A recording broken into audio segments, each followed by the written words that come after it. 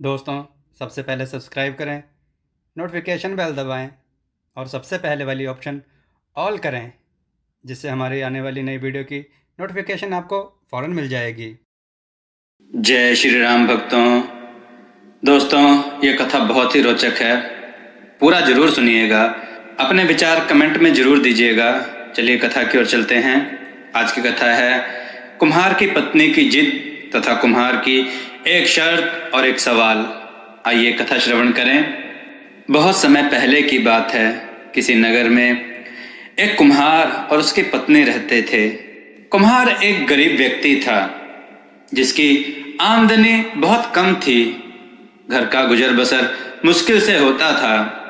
आमदनी कम होने की वजह से वे अच्छे अच्छे कपड़े नहीं पहन सकते थे और ना ही वह अपनी औरत को अच्छे कपड़े और गहने लेकर दे सकता था। इस वजह से उसकी पत्नी उससे कभी कभी झगड़ा करती और उससे खिन्न रहती थी। एक बार ऐसा हुआ कि कुम्हार की पत्नी के मायके से शादी का न्योता आया। कुम्हार की पत्नी ने कहा, मैं शादी में तभी जाऊंगी अगर मुझे आप अच्छे कपड़े तथा आभूषण लेकर देंगे। कुम्हार ने सोचा, आमदनी का कोई दूसरा रास्ता तो है नहीं, पर इसकी जरूरतें कैसे पूरी की जाएं? उसने एक उपाय सोचा। उसने सोचा ऐसा करने से ये शायद मान जाए। तो उसने अपनी पत्नी को कहा, भाग्यवान, मैं तुम्हें एक कहानी सुनाता हूँ। अगर उस कहानी में छुपे मेरे प्रश्न के उत्तर को तुमने दिया तो मैं तुम्हें जो कहोगी वो खरीद के दूंगा। चाहे कैसे भी हो, मैं तुम्हें अवश्य दूंगा। कुम्हार की पत्नी ने सोचा, चलो, जहां कुछ नहीं मिलना था कुछ आशा तो बधी। वह बैठ गई कुम्हार के पास कहानी सुनने को। उसने कहा, सुनाओ कहानी। कुम्हार कहानी सुनाने बैठा। कुम्हार ने कहा, एक राजा था। उसके पास एक ऐसा सिंहासन था जो कि एक बहुत ही न्यायप्रिय राजा का था। वह राजा सिंहासन के पास आए और जैसे ही उन्होंने सीढ़ी की ओर कदम बढ़ाना चाहा, तभी सिंहासन से निकलकर एक मोहिनी नाम की स्त्री उसके सामने खड़ी हो गई और बोली, ठहरो राजा, अगर तुम इस सिंहासन पर बैठना चाहते हो तो पहले अपने अतीत में झांक कर देखो कि तुमने ऐसा कोई दान किया है जैसा हमारे इस सिंहासन पर बैठने वाले राजा करते थे। सुनो, मैं तुम्हें उनकी दानवीरता की कहानी सुनाती हूँ। पहले उसे ध्यान से सुनो, उसके बाद ही सिंहासन पर बैठने का विचार करना। इतने पर कुम्हार ने कहा, भाग्यवान, कहानी को जरा गौर से सुनना। कुम्हारी ने कहा, आप सुनाओ, मैं गौर से सुन रही हूँ। मोहिनी ने कहा, एक दिन की बात है। सारा नगर गहरी निद्रा में सोया हुआ था। आधी रात को अचानक किसी स्त्री के रोने की आवाज सुनकर राजा की नींद टूट गई और वे उठ बैठे। उन्होंने अपनी खड़ाऊ पहनी और जिस दिशा में आवाज आ रही थी उसी ओर चल दिए। कुछ दूर चलने पर उन्होंने देखा कि एक स्त्री अपने बाल बिखराए जोर जोर से रो रही है और उसके पास ही एक व्यक्ति सूली पर लटका हुआ है। उस स्त्री के पास जाकर राजा ने उससे पूछा, देवी, तुम इतनी रात गए इस बियावान जगह पर बैठी रो क्यों रही हो? और सूली पर लटका शव यह किसका है? डरो मत, मुझे पूरी बात विस्तार से बताओ। मैं यहाँ का राजा हूँ। मैं यथासंभव तुम्हारी मदद करूंगा। राजा की बात सुनकर स्त्री बोली, महाराज, मैं भाग्य की मारी हुई एक नारी हूँ और सूली पर यह लटका शव मेरे पति का है। मेरा पति एक चोर था। चोरी के आरोप में उसको आपके सैनिकों ने पकड़ लिया और सूली पर चढ़ा दिया। यह सुनकर राजा बोले, चोरी करना बहुत बड़ा अपराध है और इस अपराध के लिए सजा तो मिलती ही है। अगर तुम मेरे पास पहले ही आ जाती तो मैं कुछ दया भाव दिखाकर विचार करता, लेकिन अब कुछ नहीं हो सकता। अब इस तरह रोने से कोई लाभ नहीं है देवी। तुम मेरे साथ चलो, मैं तुम्हें राजकोष में से ढेर सारा धन दिलवाऊंगा जिससे तुम्हारा शेष जीवन सुखमय बीत सके। राजा की बात सुनकर स्त्री बोली, मुझे धन की जरूरत नहीं है, मैं अपना जीवन मेहनत मजदूरी करके व्यतीत कर लूंगी, लेकिन मेरा एक नियम था कि मैं अपने पति को खाना खिलाए बिना स्वयं नहीं खाती थी, और आज मैं सुबह से ही भूखी हूँ। मैं चाहती हूँ कि पहले मैं एक ग्रास अपने पति के मुख में डालूं, तब स्वयं भोजन करूं, लेकिन मेरा हाथ उसके मुख तक नहीं पहुंच पा रहा है। राजा बोले, तुम यह कैसे बात कर रही हो देवी? क्या मृत आदमी कभी भोजन कर सकता है? स्त्री बोली, अब तक मुझे पता नहीं था कि मेरा पति मर चुका है, लेकिन इसलिए मन में उसे खिलाने की भावना ज्यों की त्यों बनी हुई है। अब जबकि मेरा पति नहीं रहा तो मैं अपने मन में पति के प्रति कोई भावना नहीं रखूंगी, परंतु आज तो मेरे पति को खिलाए बगैर खाना नहीं खाऊंगी। यह सुनकर राजा उस स्त्री की भावना समझते हुए बोले, ठीक है देवी, तुम मेरे कंधे पर चढ़कर अपने पति के मुख में खाना डाल दो। वह स्त्री राजा के कंधे पर बैठ गई और अपने पति के मुंह में खाना डालने लगी। जैसे ही उसने भोजन का ग्रास उसके मुख में डाला, वैसे ही वह ग्रास नीचे धरती पर गिर पड़ा। धरती पर गिरते ही भोजन का वह ग्रास बेशकीमती हीरे जवाहरातों में बदल गया। यह देखकर राजा को आश्चर्य हुआ। उन्होंने स्त्री से पूछा, सच सच बताओ, तुम कौन हो?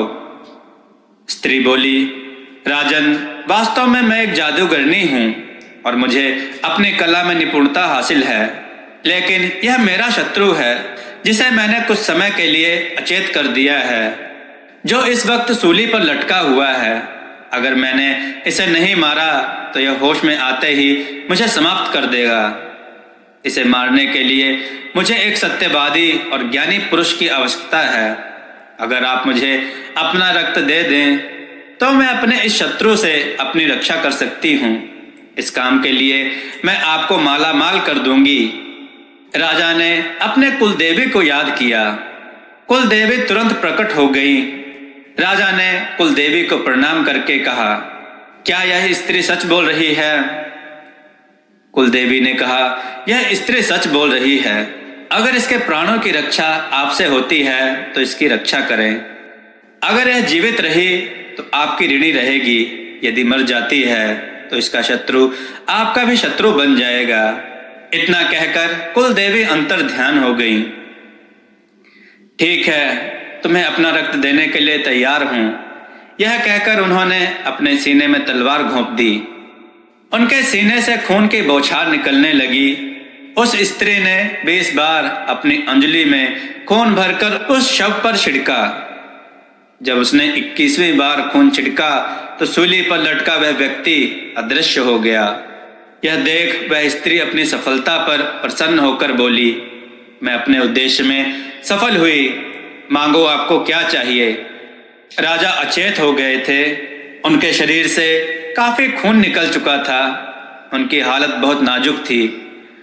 उनकी ऐसी हालत देख जादूगरनी ने एक मंत्र बुदबुदाया। मंत्र बुदबुदाते ही एक बूढ़ा व्यक्ति प्रकट हुआ।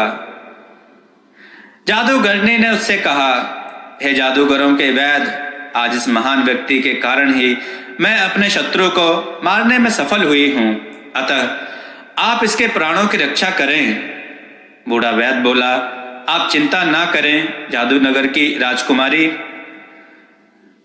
बूढ़ा वैद्य राजा के उपचार में लग गया। 3 घंटे की अथक मेहनत के बाद राजा की चेतना लौटी। उन्होंने आंखें खोली और उठ बैठे। यह देखकर जादूगरनी बहुत प्रसन्न हुई। बोली, हम आपके बहुत आभारी हैं।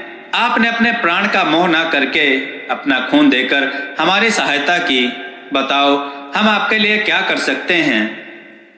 राजा बोले, यह तो एक मनुष्य होने के नाते मेरा कर्तव्य है कि मैं किसी की भी सहायता करूं। मुझे इसके बदले में कुछ नहीं चाहिए देवी। स्त्री बोली, राजन, आपके विचार बहुत महान हैं। मैं आपको एक सोने से भरा थाल भेंट करना चाहती हूँ। इसमें से जितना भी चाहो सोना खर्च कर लो, लेकिन यह थाल कभी खाली नहीं होगा। राजा बोले, मुझे धन की आवश्यकता कदापि नहीं है।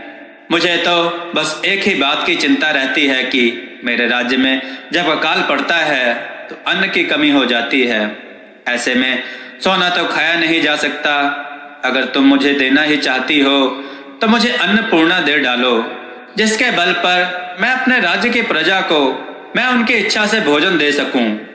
यह सुनकर जादूगरनी बोली, राजन, आपकी यह इच्छा अवश्य पूरी होगी, लेकिन मेरे द्वारा नहीं, मेरी बहन द्वारा। आपको यहाँ से कुछ फासले पर स्थित झोपड़ी पर चलना होगा। वहां मेरी बहन निवास करती है, जो अन्नपूर्णा की स्वामिनी है।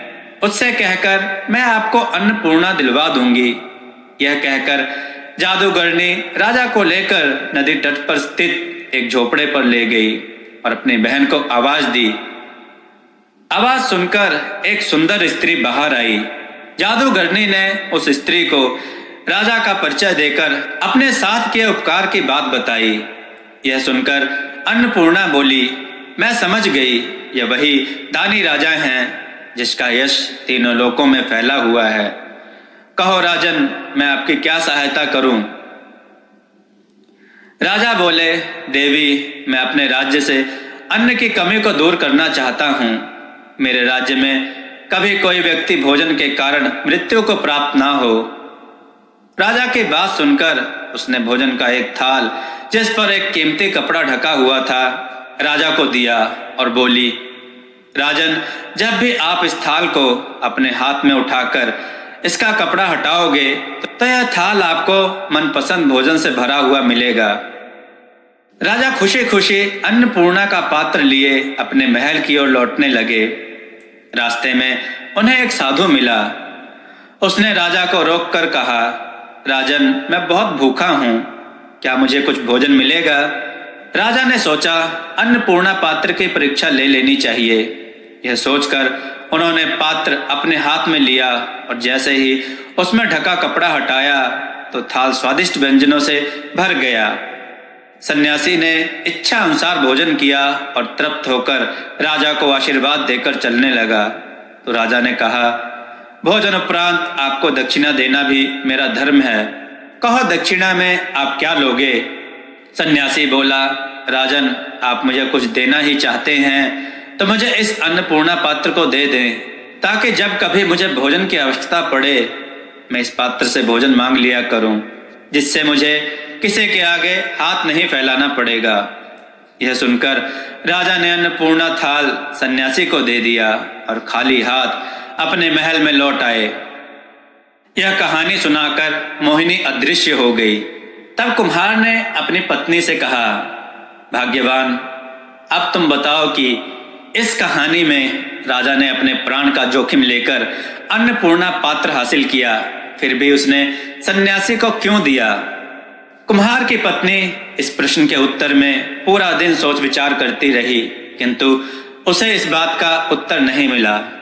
दोस्तों, अगर आपको इस प्रश्न का उत्तर मालूम हो तो वीडियो में कमेंट करके जरूर बताइएगा और इस कहानी को शेयर करिएगा। जय श्री राम भक्तों।